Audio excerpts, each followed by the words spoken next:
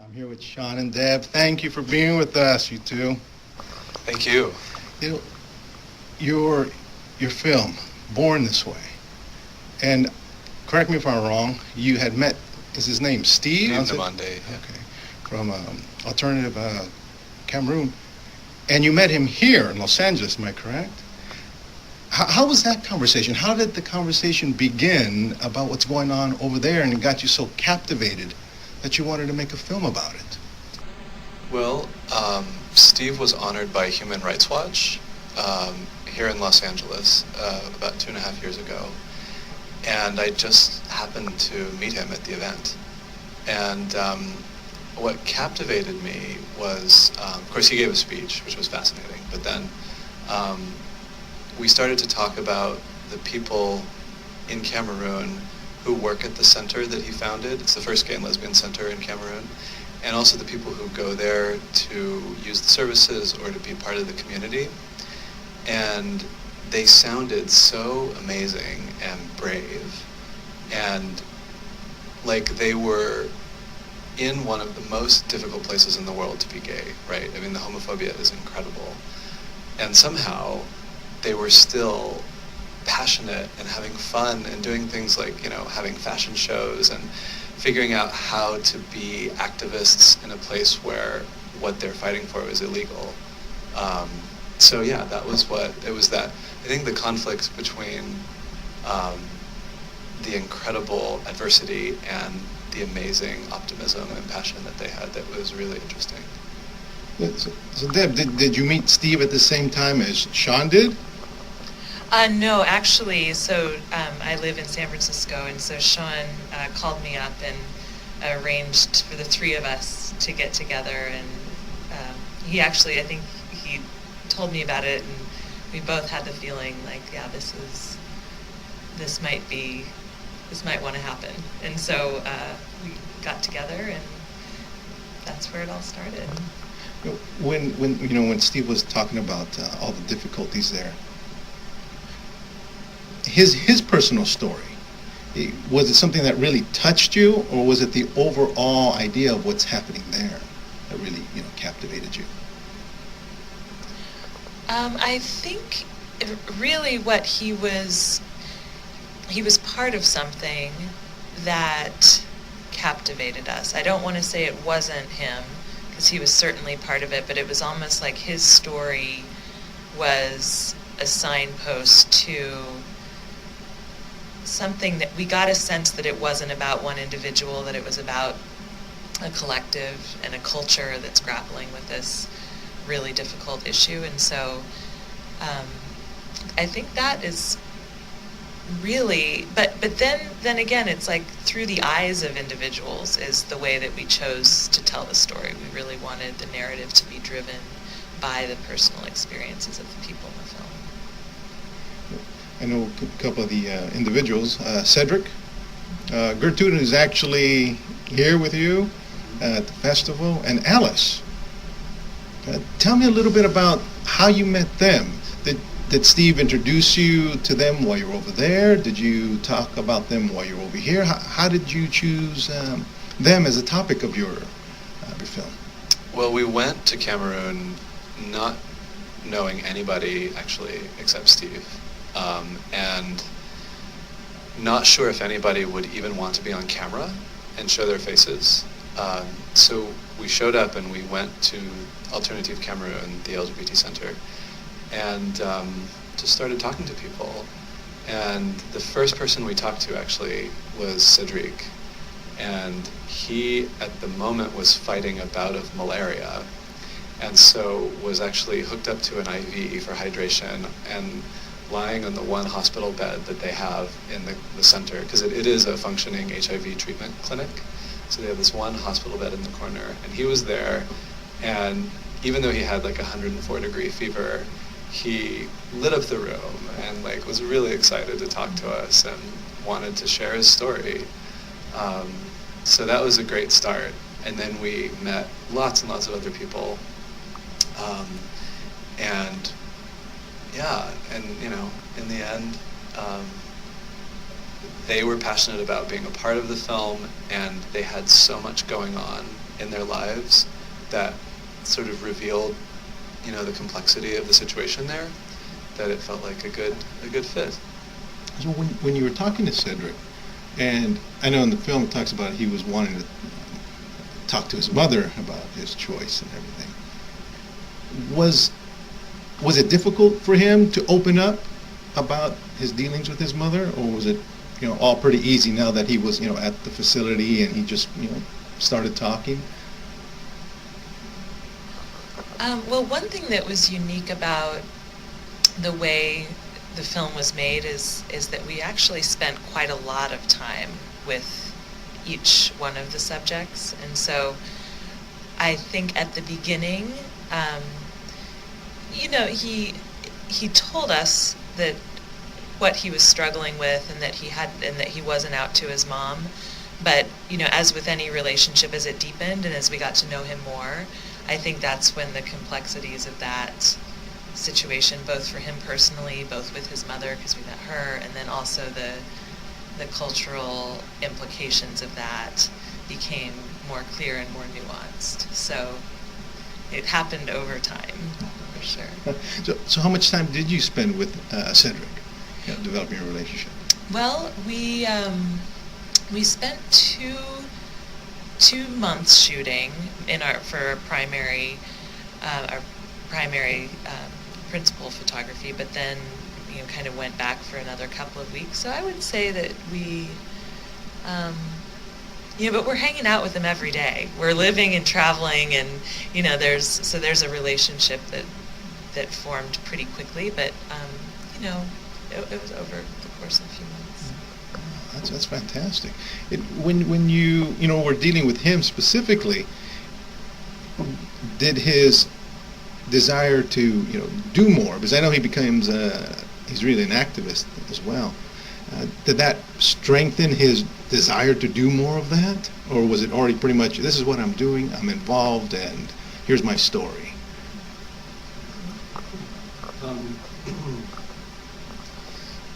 He definitely had strong activist passion when we met him, but I think he, through the course of the film, actually has a pretty significant shift in his way of thinking, because he gets a serious threat in the film for being gay.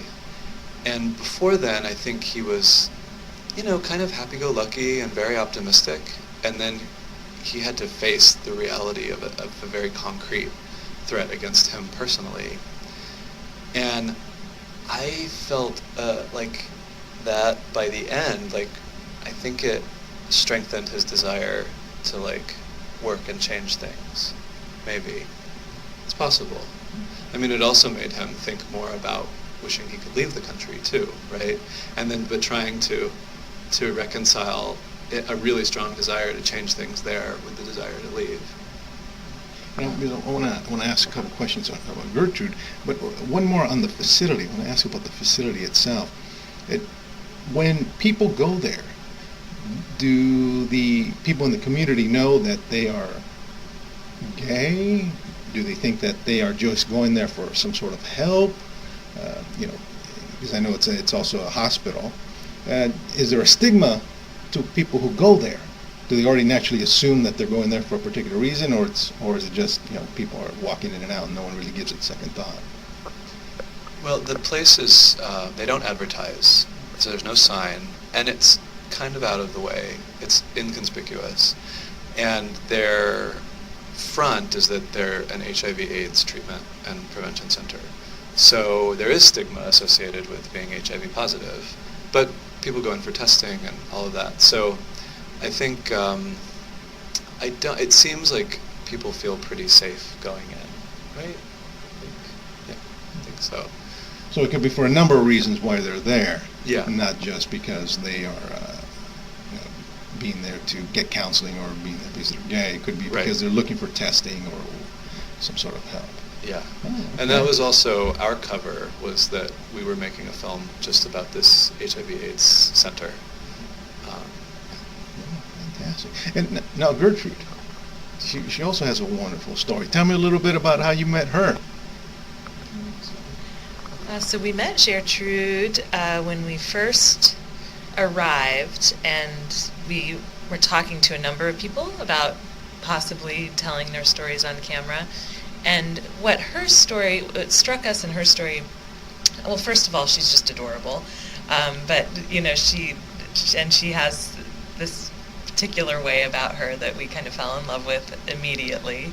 But I think really what her story, so we had Cedric dealing with the issues with his mother and coming out to his family, and she brought in, because she was raised, to become a nun, and so she brought in this really interesting piece around religion and culture and how that is impacting the movement. And so by following her story, we sensed that we would really be able to learn a lot about that in a very direct way through her eyes.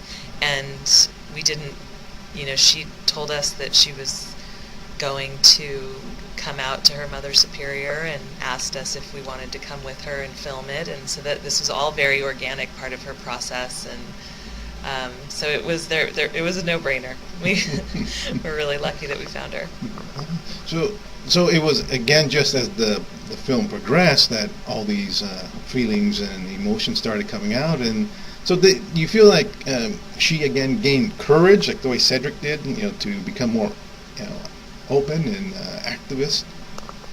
It's a really good question. I can only guess, but I do think that when a person's story is listened to and there's a way that they are, they see the continuity of the story being told, another person's telling it, but there's something about that I really do think influences and impacts people. We certainly didn't try to. We tried really hard not to. That was one of our clear intentions from the beginning, was to not get in the way of the film kind of making itself. But, looking back, I do think that I'd be curious how she'd answer that question, but I think that there probably are some ways that, having people who are interested and supportive and really want to know who you are and what's true for you instead of having to put up a facade, I think that may have been encouraging for her. I don't know. When she asked you about going to see the Mother Superior, what did that do for you? Were you a little apprehensive? Were you, we're here for support? Did you, or just remain a neutral party? We're just here, being a part of this. What did that do for you? I remember when she asked us, and we felt like, wow, just one of those moments where we couldn't believe that she would trust us that much or give us that kind of access, because we knew that this woman, this Mother Superior, was the most important person in her life. And so there's just a feeling of, being very kind of humbled by her trust. And I think that influenced us as we went on that shoot and as we planned it, and I think, do you have any thought? You were the one that shot that scene, so did you have any thoughts about when you were, how it was to film it?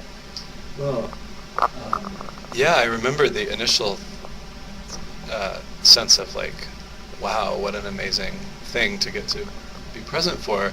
And then I was really nervous about like, well, what if she doesn't react well?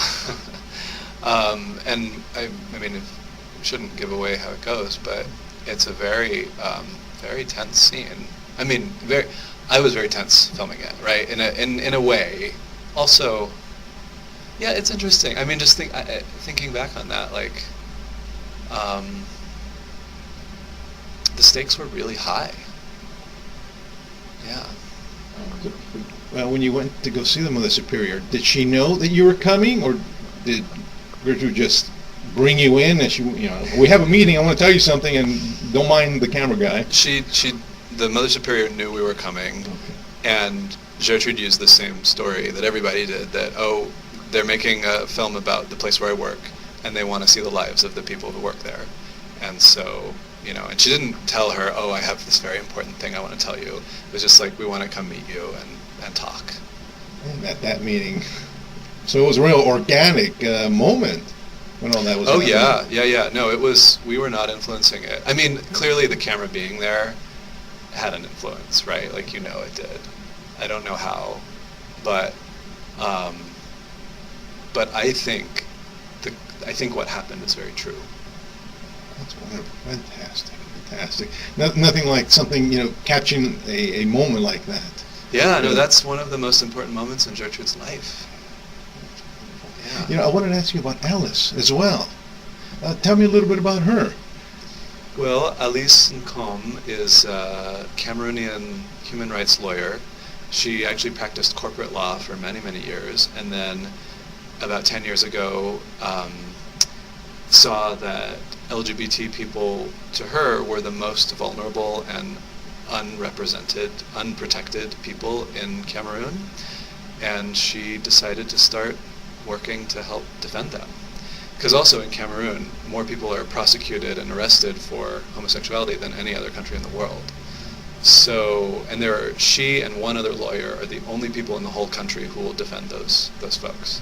So, she's incredible. I mean, she's just this you'll see her in the film. She's so strong and motherly and wise and charismatic also, right? She has this passion. It's amazing.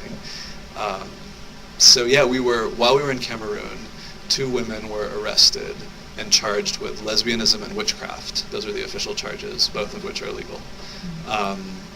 And we found out about it a couple of days after it happened, and of the first arrest.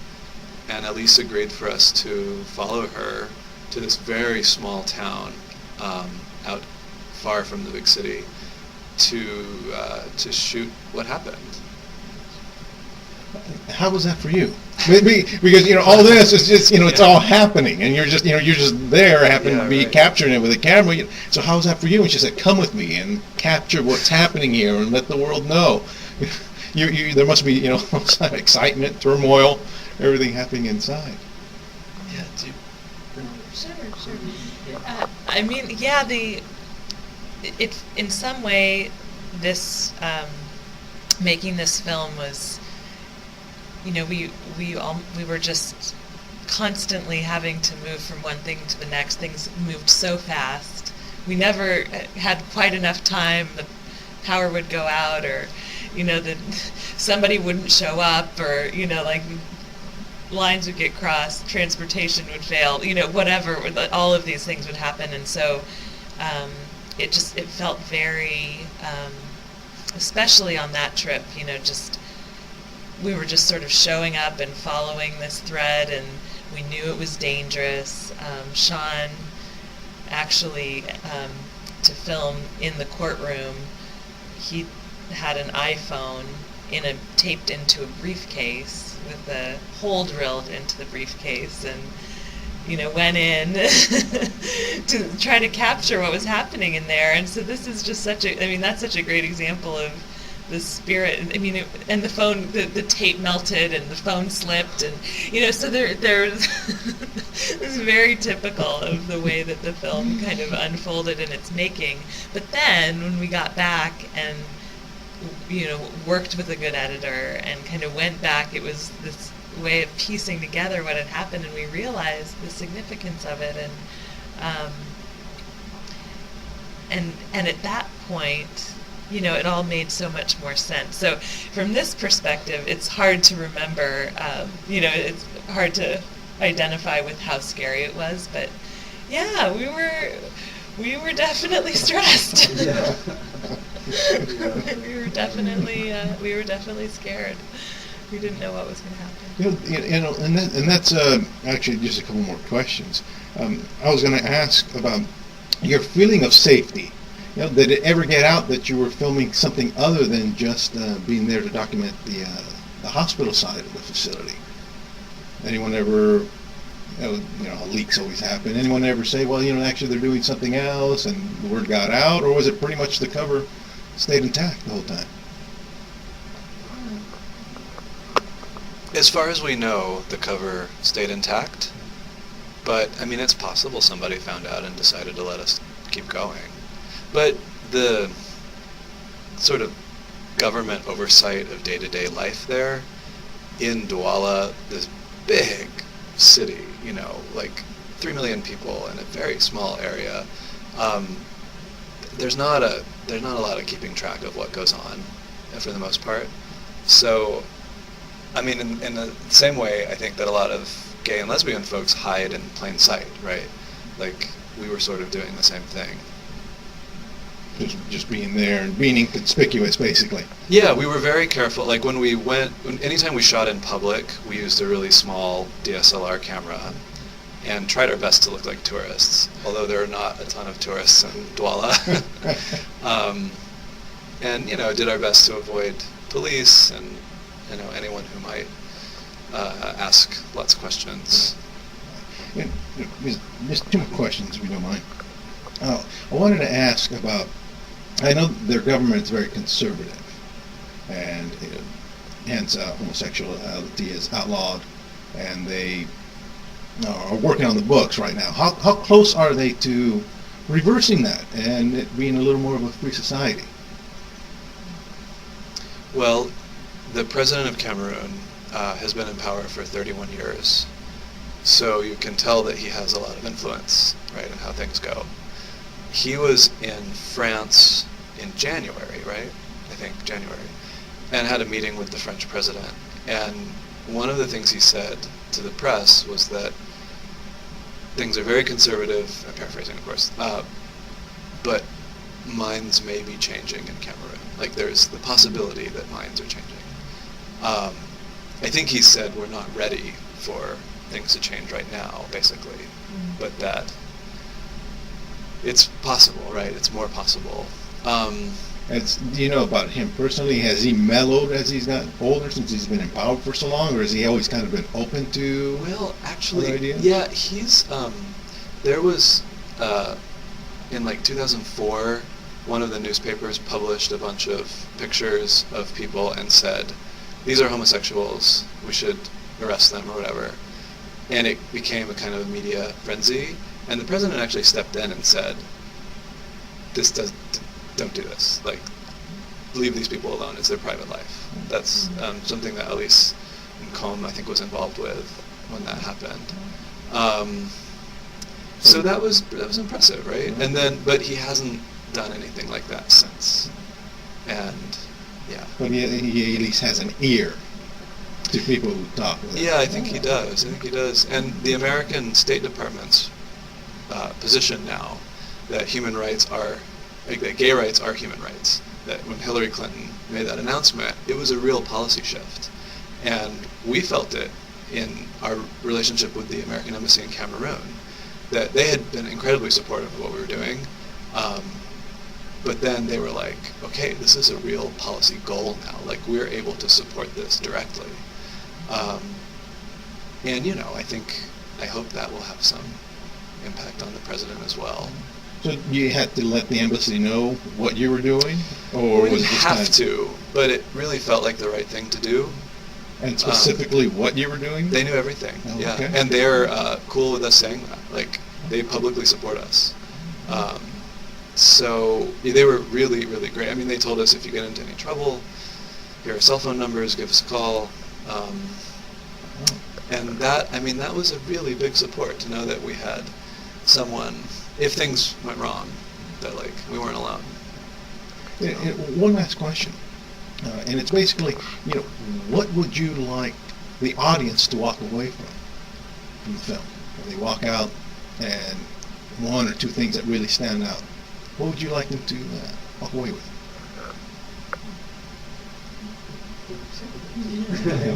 Both of you, if you like.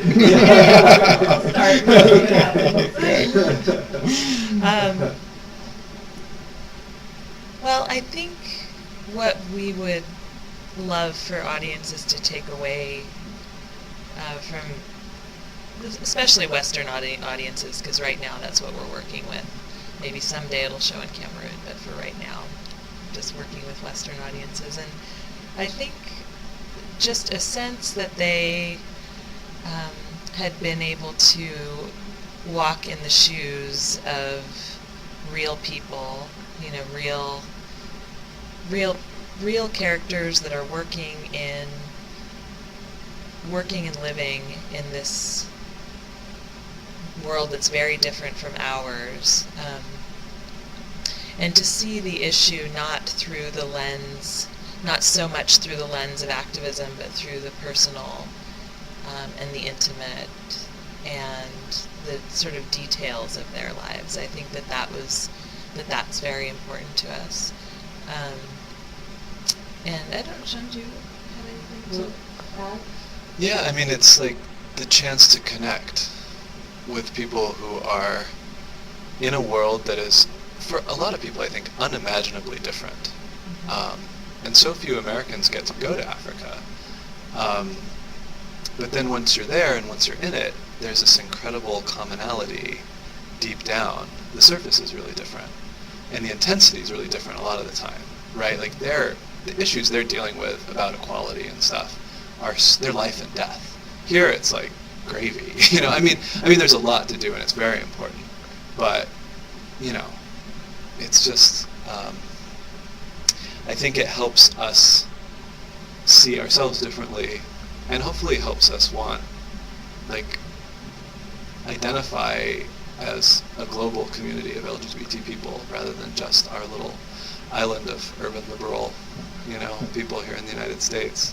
Because we're everywhere, right? And it's so easy to forget that like there are millions of gay and lesbian and transgender people in Africa.